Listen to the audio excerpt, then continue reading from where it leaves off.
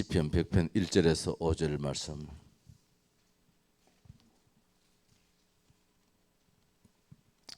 온 땅이여 여호와께 즐거운 찬송을 부를지어다.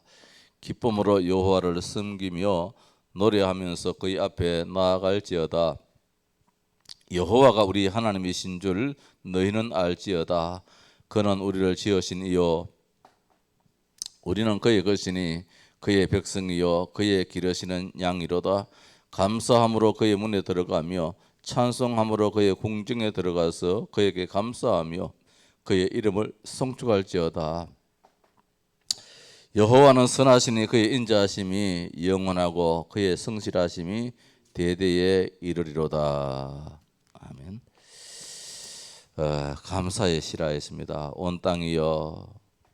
이제 온 땅이란 것은 뭐 이 지구 땅 덩어리를 말하는 것이 아니고 이 세상 우리 온 하나님의 백성들, 더 나아가서 이 땅에 있는 모든 인간들을 말씀하겠지요. 여호와께 즐거운 찬송을 부를지어다. 이것이 사람의 이제 본분이기 때문입니다. 오늘 제목이 소위르 문답인데 하나님이 사람에게 요구하시는 것이 있다. 그것이 무엇이냐? 그래서 이제 도덕법인데 소위르 문답은 1문에서 107문까지 구성이 되어 있습니다. 이제 십계명도 있고 주계도문까지 다 들어가서 107문까지 있는데 지난 시간까지 이제 전반부를 했습니다. 정건 이제 다 했는데 1문에서 38문까지가 전반부고 이제 39문부터 마지막 107문까지가 이제 후반부다. 그렇게 나눌 수 있겠습니다. 1문에서 38문까지는 사람이 하나님을 대하여 어떻게 믿을 것인가 그런 주 내용입니다.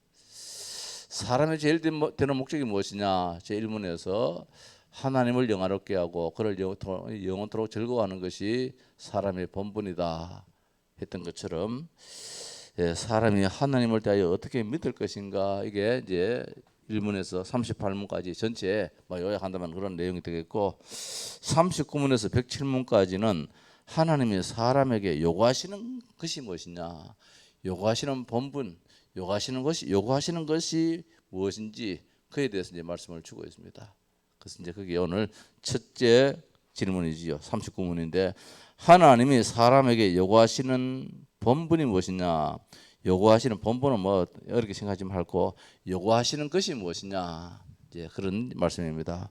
그 답이 하나님이 사람에게 요구하시는 의무는 그분의 계시된 계시라는 또 어려우니까 그분이 하나님이 나타내 보이신 계시란 것은 나타내 보인 것이 계시잖아요. 그래서 이제 한자어로 계시지만 우리말로 나타내 보이신 그 뜻에 순종하는 것, 복종하는 것이다. 자, 하나님 우리에게 나타내신 것이 뭐냐? 이 성경이거든요.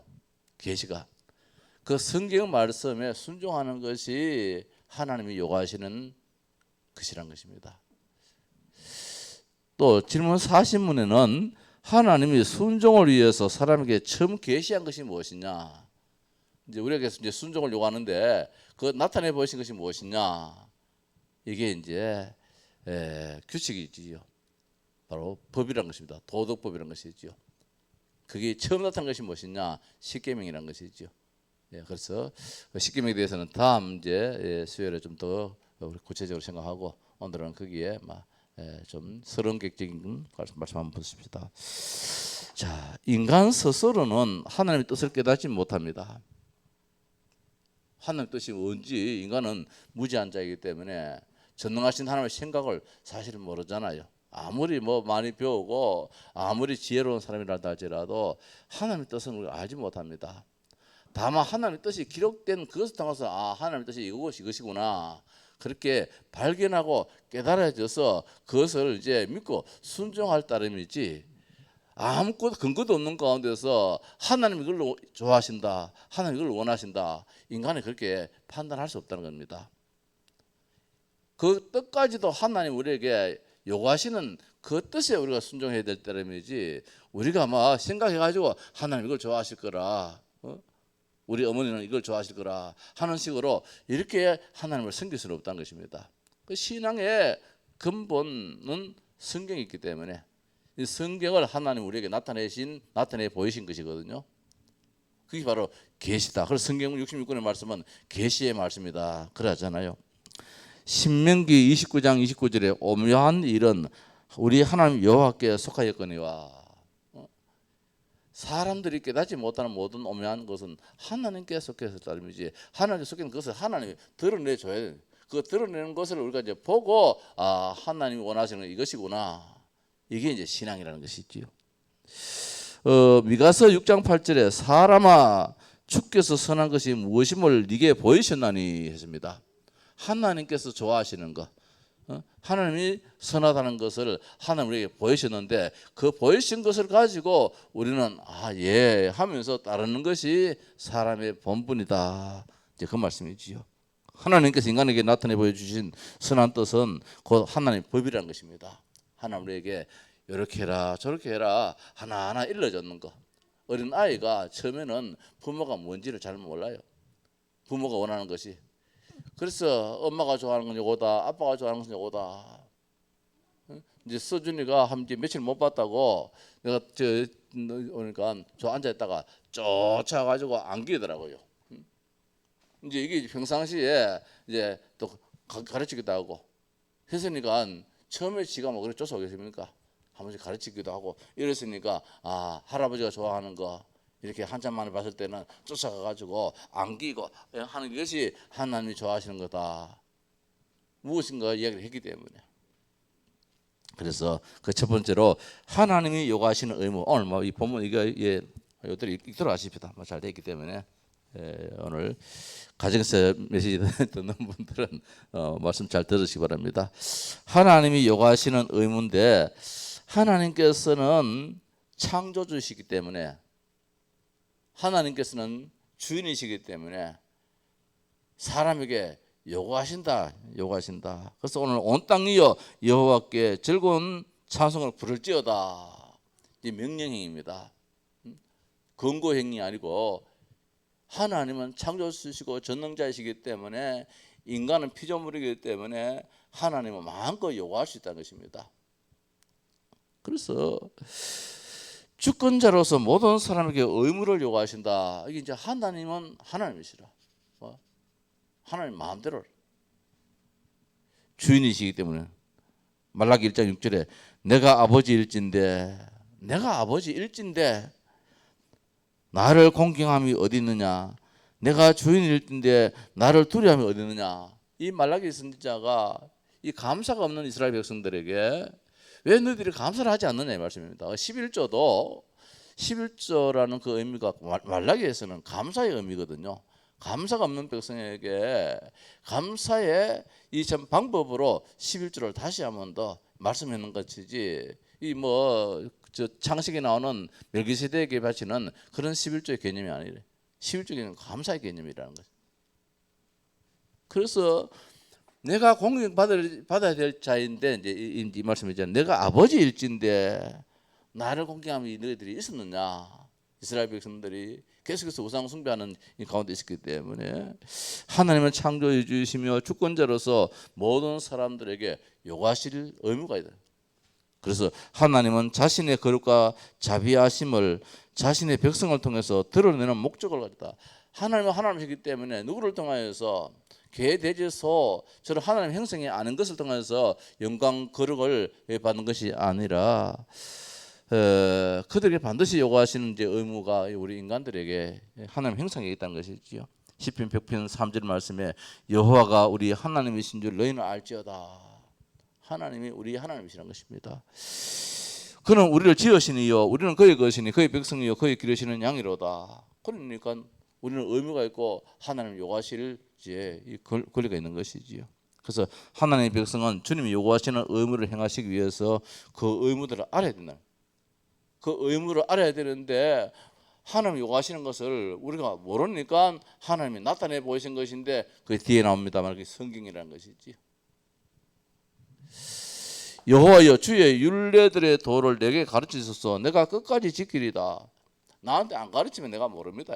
그 불신자들은 성경 말씀을 접하지 않기 때문에 또 깨달을 수 있는 능력도 없지요. 그러니까 하나님 못 섬기는 것이죠. 그럼 우리 하나님의 사람들은 성경 말씀을 하나님 주신 우리에게 주신 계시의 말씀으로 믿기 때문에 순종할 수 있다는 것입니다. 그것도 성령의 역사지요. 순종할 수 있던 것도. 그래서 두 번째, 우리의 의무에 대해서 이제 계시하시는데 이게 성경이다. 우리가 하나님 앞에 행해야 될 도리지요. 그게 이제 성경에 기록되었다. 하나님의 뜻을 인간이 다 알지 못한다는 것이죠. 아까 이야기했다시피. 그래서 하나님은 자신의 뜻을 인간의 언어로 계시하셨는데 인간의 말로 글로 계시하셨는데 이게 성경이다. 그래서 한국 사람은 한국어로, 미국 사람은 영어로 어떻든 이렇게 있는데 조금씩 달라진 것은 이제 표현 방법이 단어 이제 해석 이제 이 뜻을 지금은 이제 현대어로 바꿔지기 때문에 좀 바꿀 따르면 원뜻은 안 바뀌어지는 것이지요. 성경은 하나님에 대해서 사람이 행해야 될 의무를 말하고 있다. 미가서 6장 8절에 사람아 주께서 선한 것이 무엇임을 네게 보이시지 않느냐. 아까 말씀처럼 말입니다. 그 성경은 우리를 지도하는 유일하며 완전한 규칙이다. 법이라는 것입니다. 규칙이고 성경의 명령과 금지 사항들은 최종적이다. 이거 이상이 없다는 것입니다. 하나님이 이거 이상 앞으로 더 요구하실 것이 또 있느냐? 시대가 달라지고 이러기 때문에 뭐가 또 요구하시는 게 또 있느냐? 그렇지 않다는 거예요. 아무리 시대가 변해도 성경에서 최종적으로 이제 마침표를 찍었다는 거예요. 인간에게 요구하시는 거예요. 그래서 성경 이상으로 갈 이유도 없다는 것이지.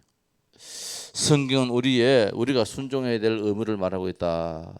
세 번째로 순종을 전제로 한 성경입니다. 사람은 반드시 하나님의 뜻에 순종해야 된다는 것. 이게 이제 사람이라는 것이지요. 하나님의 모든 계명을 존중하고 그것에 순종해야 된다. 하나님 우리에게 주신 계명이 있거든요. 그 십계명인데 첫 번째 줄 것인데 이거를 귀하게 여기는. 하나님 이런 걸 또 우리에게 줘가지고 귀찮게 하느냐. 이제 이런 이제 생각이 아니라 하나님 주시는 말씀이다. 순종해야 되는데 시편 119편 6절에 내가 주의 모든 계명에 주의할 때는 부끄럽지 아니하리다. 이 말씀은 순종할 때는 부끄럽지 않는 삶을 산다 이 말씀입니다. 그 귀 기울이고 주의한다는 것은 거기에다가 이제 마음을 다 두고 이제 이런 뜻이잖아요. 하나님 말씀을 이해하고 순종할 수 있도록 뭐 해야 되느냐? 우리의 힘으로 안 되지니까 성령의 역사 이걸 구해야 된다는 것입니다. 지금 우리가 아침마다 이제 기도 이렇게 문 나가잖아요. 이거에 이제 이번 주간에는 오늘은 이제 지력입니다. 성령 충만함에 있어 가지고 지력을 주옵소서. 어제는 영역이지요. 이제 내일은 지력, 체력이 돼서 영역, 지력, 체력. 내일은 체력에 대해서 이제 이 기도문 나가겠지요. 그러다가 지금 이제 우리 교회에 이런 일반적인 기도 제목 이제 제목도 나가고 주일 강단 메시지에 이제 기도 제목도 나가겠습니다만은 어떻든 그까지도 성령의 역사 속에서 기도 제목이 나와야 되지 그냥 할 수는 없다는 것이죠.